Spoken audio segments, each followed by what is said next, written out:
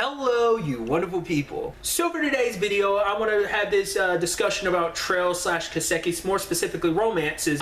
We'll kind of dabble in spoilers, but it's mainly on the romantic front, so I don't know if those considered spoilers, but they're kind of story and character beat spoilers, so do keep that in mind. Obviously, this is only going to pertain from everything from the Liberl arc to the Erebonia arc, only because those are the storylines I'm familiar with. I've not played the Calvard game, so I don't have any point of reference when it comes to that. But either way, what I wanted to talk about, I think, is such an interesting thing, and I feel like it's mainly a thing in the crossbow games and the Erebonia games, because there's a whole almost like you can choose your love interest type of situation, so it's very up in the air. There is no true canonical couple. I feel like, once again, the example I always use is like Rean. If Rean's going to end up with anyone, it's most likely going to be Elisa. It's very heavily implied. Even without you pushing the romantic angle, their story beats naturally have that, because they just have that thing going on. It's naturally there. So if there was going to be a canonical couple, they would most likely be that. But it's, once again, it's very much like the Persona games, where it's like, oh, you could choose who you date. There is no canonical couple. You can make some couples might be more canonical than others, and that's, like I said, applicable in the Rean and Elisa of it all. But I also throw the crossbows games into that, because Lloyd's in the same situation where it's like he can get closer and kind of have a more intimate relationship with some of the ladies in his life, but there is no canonical couple at this point in time. But you take something like the Liberl arc, where there are canonical couples. The best and prime example of that is Estelle and Joshua, and also Shira and Oliver are just examples of those, just a few. But I think this is interesting conversation that Trails is, I don't know if this has been an intentional decision on Falcom's part or not, or just how they've written or designed the games in that capacity of choosing not to have your main characters have definitive love interest. There's some love interest situations that are heavily implied, but it's usually it's your main lead protagonist, whether it's Lloyd or Rean in the Crossbell and Erebonia arc respectively.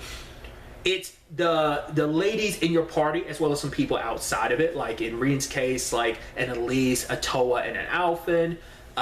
In Lloyd's case, it's Ilya, because I still count Risha as part of that. Whereas Rean has all the ladies inside of Class 7, and like I said, some characters outside of Class 7. But it creates a situation, because they are potential love interests for Rean or Lloyd, they have no particular love interest outside of that. Because you look at Class 7, using them for example from the Erebonia arc, all the girls in your party are going to have a romantic interest in Rean, because that's how it's set up. But so that means there's no pairing up of oh my god, Eustace and Emma, or Machias and Emma, and so on and so forth. There's no inklings of that. But it is interesting, because you take the guys, and for the most part, a lot of the guy characters have potential love, romantic interest outside, obviously. The one that immediately comes to my mind is Code Steel 4. I think it might have been implied in 3, but it's definitely heavily implied in 4 that there might be a thing between Gaius and Lynn. Well, I think her name is Lynn. I don't think you pronounce the E. I always said Linde, but I think it's pronounced Lynn. I don't think you pronounce the E, but I could be wrong. But yeah, her, there's Mitt and Elliot. Eustace and Paula was kind of a maybe.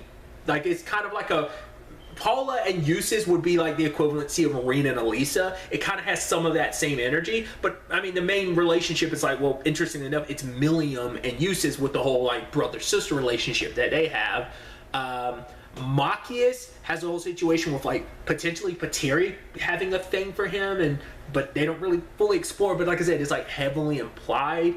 I mean, there's also the Angelica and George of it all, but that's on a more main character front. But because obviously the place you see the relationships kind of expand the most are with NPCs, whether it's Armin and Ellie in the Liberl games, or Alan and Bridget in the Erebonia arc. I use them as an example because, much like the Armin and Ellie relationship, you can follow that all the way to the Crossbell arc, because was it Gable, who's Armin's dad, you follow that through line into the Crossbell arc. You see that with Alan and Bridget. You saw that relationship, how it developed in Code Steel 1, and you see it continue into Reverie as well. So it's the NPCs are the ones where you get to see that relationship like develop, and those are the more main unique NPCs. You do have stuff like a what was the character's name? Their names are Mercedes and Heathcliff. They are like nobles from like